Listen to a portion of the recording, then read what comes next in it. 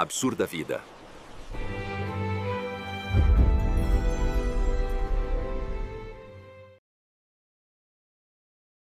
La sensación inquietante que no puedes nombrar, eso es el temor existencial moderno. En el tejido de la vida contemporánea, se ha cosido un hilo de desasosiego. Es una corriente subterránea, una vibración de baja frecuencia que resuena bajo el estruendo de nuestras notificaciones, el ajetreo de nuestras ambiciones y el brillo de nuestras pantallas.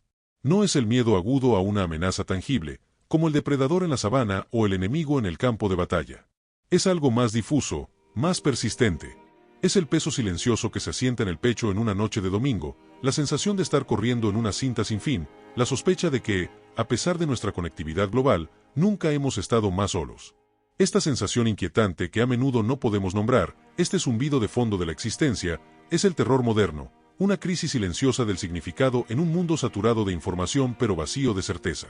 Para comprender este fenómeno, debemos primero trazar una línea crucial en la arena de nuestra psique, la distinción entre el temor y la ansiedad. A menudo utilizados como sinónimos en el lenguaje coloquial, representan, en un sentido filosófico y psicológico profundo, dos estados del ser fundamentalmente diferentes. La ansiedad, tal como la entendemos comúnmente, es una respuesta al estrés. Es direccional, tiene un objeto. Estamos ansiosos por un examen inminente, por una reunión de trabajo, por la salud de un ser querido. La ansiedad, en este sentido, es una negociación con los desafíos concretos del mundo. El temor, o lo que los filósofos existencialistas llamaron angst, angustia, es algo completamente distinto. El temor no tiene objeto. No tememos a algo, sino que experimentamos el temor del ser mismo. Es el vértigo que se siente no al borde de un precipicio físico, sino al borde de nuestra propia libertad infinita y de la aparente falta de un guión cósmico. No es solo estrés, es un cuestionamiento profundo y a menudo inconsciente del significado, el propósito y el valor en un mundo que cambia a una velocidad que desborda nuestra capacidad de asimilación. La pregunta ineludible es, ¿por qué ahora? ¿Por qué en el umbral de 2025 esta crisis silenciosa parece haber alcanzado un punto álgido? La respuesta yace en la confluencia única de presiones que definen nuestra era. Vivimos bajo el peso de una sobrecarga de información sin precedentes, una avalancha digital que fragmenta nuestra atención y erosiona nuestra capacidad para el pensamiento profundo. Enfrentamos una ansiedad climática que nos obliga a confrontar la fragilidad de nuestra civilización y la posibilidad de un futuro inhabitable. Y, quizás lo más desestabilizador de todo, presenciamos el ascenso de la inteligencia artificial, una fuerza que no solo promete remodelar nuestras economías, sino que también amenaza con redefinir la esencia misma de la identidad humana. Para navegar por este complejo paisaje, debemos recurrir a las mentes que han sondeado las profundidades de la condición humana, desde los escépticos de la Ilustración hasta los críticos más agudos de nuestra sociedad digital. Filósofos como David Hume y Jean-Paul Sartre nos proporcionaron el lenguaje para entender un universo sin garantías. Psicoanalistas como Sigmund Freud nos dieron mapas de nuestro terreno interior. Psicólogos como Albert Bandura exploraron los mecanismos de nuestra agencia. Y pensadores contemporáneos, de manera crucial, como Byung-Chul Han, nos ofrecen un diagnóstico preciso de la patología específica de nuestro tiempo, conectando las ideas de sus predecesores con la realidad sofocante de la sociedad del rendimiento del siglo XXI. El vértigo de la nada, distinguiendo el temor de la ansiedad. Sigmund Freud, en su intento de cartografiar la psique, distinguió entre la ansiedad realista, que es el miedo a un peligro conocido y externo, y la ansiedad neurótica, un temor difuso a un castigo desconocido o a la irrupción de impulsos reprimidos del ello. Si bien el terror moderno comparte con la ansiedad neurótica su carácter vago y su origen interno, trasciende el marco puramente psicopatológico para convertirse en una cuestión ontológica. No es el miedo a que nuestros impulsos nos abrumen, sino el miedo a que no haya nada fundamental que abrumar. Es aquí donde la filosofía de Jean-Paul Sartre se vuelve indispensable. Para Sartre, la angustia, el angoisse, es la experiencia directa de la libertad. En su famosa declaración, el hombre está condenado a ser libre, encapsula la esencia del dilema existencial. Al no haber un Dios, ni una naturaleza humana predefinida, ni un conjunto de valores universales que guíen nuestras vidas, somos arrojados a la existencia sin excusas. Cada elección que hacemos, desde la más trivial hasta la más trascendental, es un acto de creación. Al elegir por nosotros mismos, elegimos por toda la humanidad, porque nuestras acciones definen lo que un ser humano puede ser. Esta responsabilidad es absoluta, aplastante. La angustia, para Sartre, es la conciencia de esta libertad radical. No es el miedo a tomar la decisión equivocada, sino el reconocimiento de que no existe una decisión correcta inherente y que somos los únicos autores de nuestra vida. En el mundo de 2025, esta angustia se magnifica. Las opciones son ilimitadas: carreras, identidades, estilos de vida, ideologías, todo presentado como un menú infinito en el mercado digital. Sin embargo, la ausencia de un ancla trascendente hace que esta libertad se sienta menos como una oportunidad y más como una carga insoportable, un vacío que ninguna cantidad de likes o logros puede llenar. El terror moderno es la angustia sartreana filtrada a través de un smartphone, una libertad tan vasta y atomizada que se vuelve indistinguible de la parálisis. Las ruinas del yo, las raíces filosóficas de un mundo incierto. Esta sensación de flotar en un vacío sin sentido no surgió de la nada. Es la culminación de un largo proceso filosófico de deconstrucción. David Hume, uno de los pilares del empirismo escocés en el siglo XVIII, asestó golpes devastadores a dos de los pilares de la certeza occidental, la causalidad y el yo personal. Hume argumentó que nuestra creencia en la causa y el efecto no se basa en la razón, sino en el hábito. Simplemente observamos que un evento, B, sigue consistentemente a otro, A, y, por costumbre, inferimos una conexión necesaria. No podemos probar que el sol saldrá mañana, solo lo creemos firmemente porque siempre lo ha hecho. Esta idea, aunque sutil, socava la noción de un universo ordenado y predecible regido por leyes racionales. Más radicalmente, Hume dirigió su escepticismo hacia adentro. Al buscar el yo, esa entidad continua y estable que llamamos nuestra identidad, no encontró más que un flujo constante de percepciones, pensamientos y emociones. Cuando penetro más íntimamente en lo que llamo mí mismo, escribió, siempre tropiezo con una u otra percepción particular, de calor o frío, de luz o sombra, de amor u odio, de dolor o placer. Nunca puedo atraparme a mí mismo en ningún momento sin una percepción, y nunca puedo observar nada más que la percepción. Para Hume, el yo no es una sustancia, sino una haz o colección de diferentes percepciones en perpetuo flujo. Esta visión atomiza la identidad, reduciéndola a una ilusión gramatical. Si bien las ideas de Hume fueron un ejercicio filosófico en su tiempo, sus implicaciones han florecido plenamente en la era moderna. El yo fluido y fragmentado que describió es ahora una realidad vivida.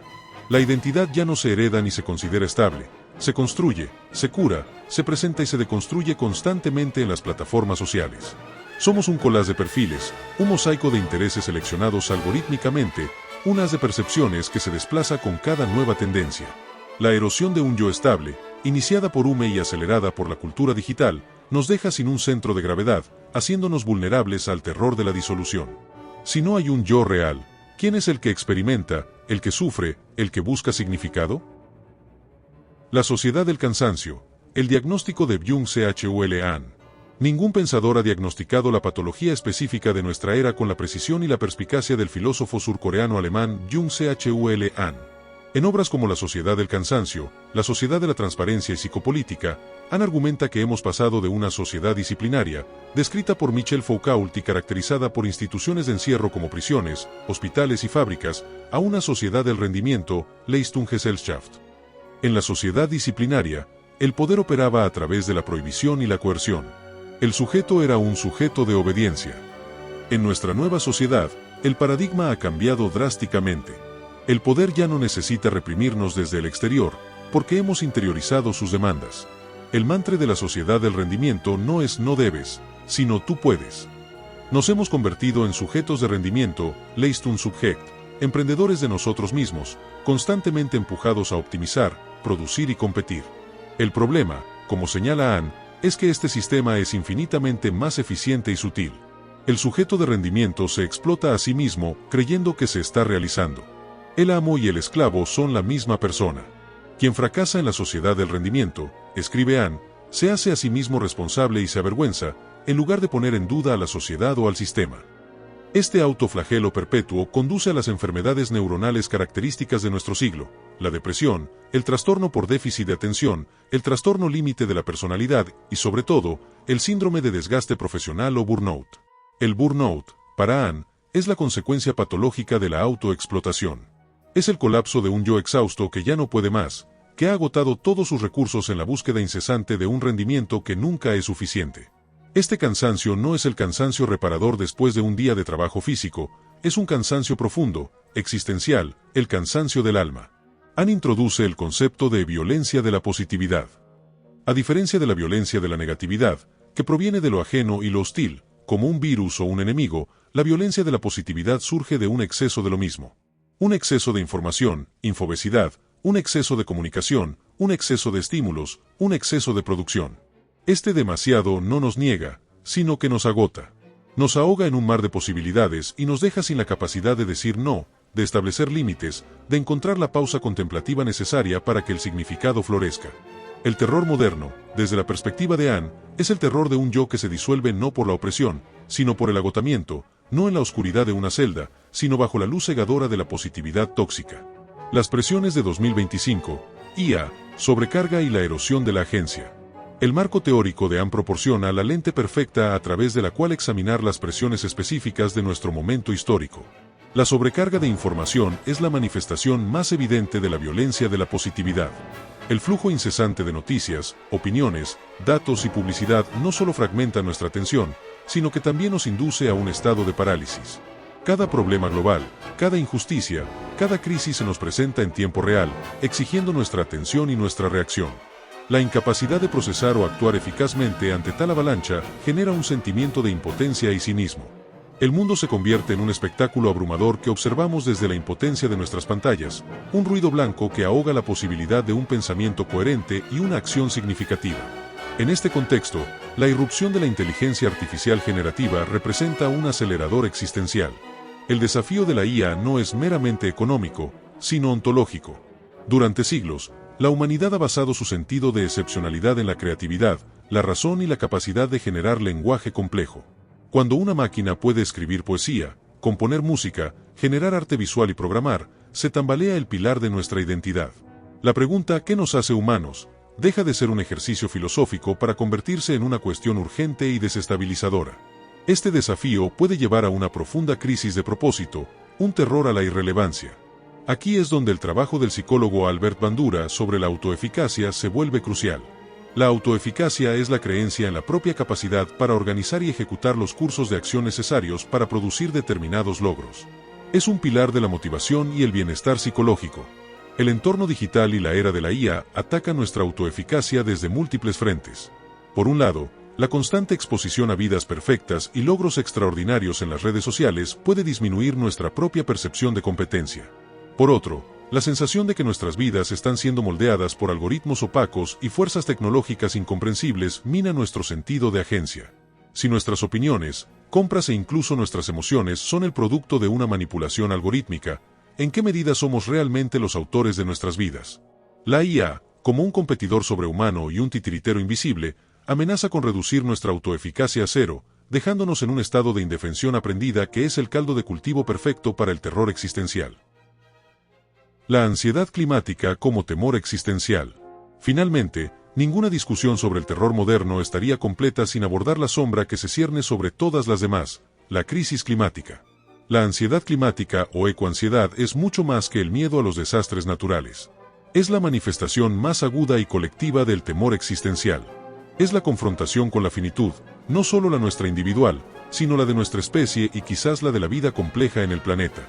A diferencia de otras amenazas existenciales del pasado, como la guerra nuclear, que era un peligro agudo y binario, la crisis climática es un proceso lento, corrosivo e inexorable. Implica una forma de duelo anticipado por un mundo que estamos perdiendo. Genera una profunda sensación de injusticia intergeneracional y una culpa paralizante.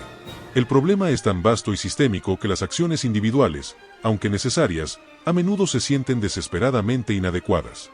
Esta disonancia entre la magnitud de la amenaza y nuestra aparente incapacidad para afectarla es otro ataque directo a nuestra agencia y autoeficacia. El cambio climático convierte el futuro en un territorio de temor. Socava la narrativa fundamental del progreso que ha sustentado a la civilización occidental durante siglos. Si el futuro no promete un mundo mejor, sino uno más hostil y precario, ¿cuál es el propósito de nuestros esfuerzos, de construir, de planificar, de tener hijos? La ansiedad climática, por lo tanto, no es simplemente ansiedad por el futuro, es el temor existencial que surge de la posibilidad de que no haya un futuro significativo.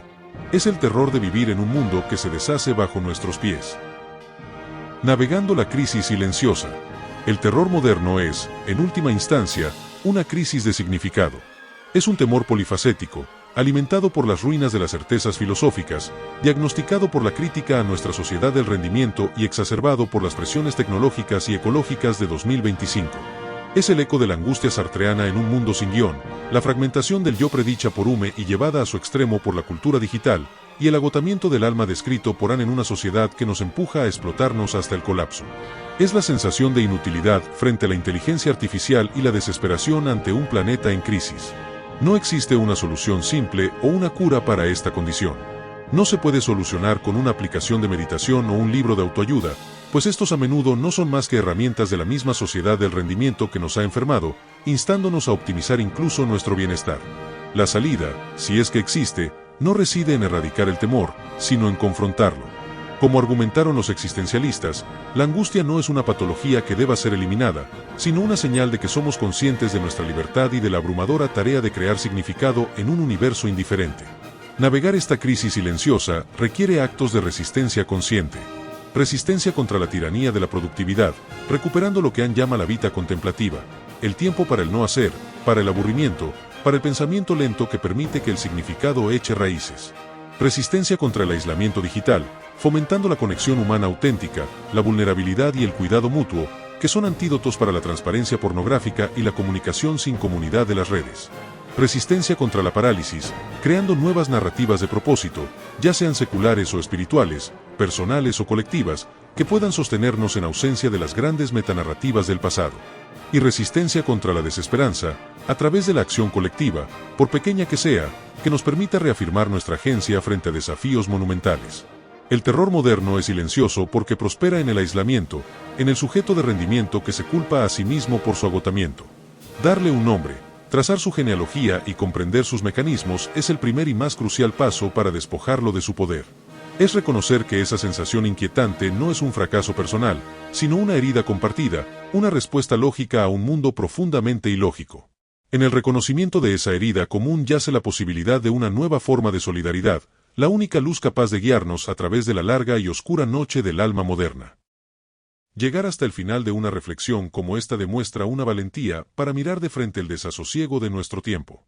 Como vimos, el terror moderno prospera en el aislamiento, en la idea de que somos los únicos que nos sentimos así. Si este mensaje ha resonado contigo, te invito a realizar un pequeño acto de resistencia consciente contra ese aislamiento. Dale me gusta a este video, no como una métrica de vanidad, sino como una señal luminosa para que otros sepan que no están solos en esta búsqueda de sentido.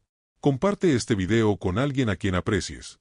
Quizás sea la conversación que necesita para ponerle nombre a esa sensación inquietante y empezar a navegarla. Y, por supuesto, suscríbete al canal y activa las notificaciones. Al hacerlo, no solo te unes a un canal, te sumas a una comunidad. Una comunidad que busca entender, cuestionar y, sobre todo, encontrar formas de solidaridad para guiarnos a través de esta larga y oscura noche del alma moderna.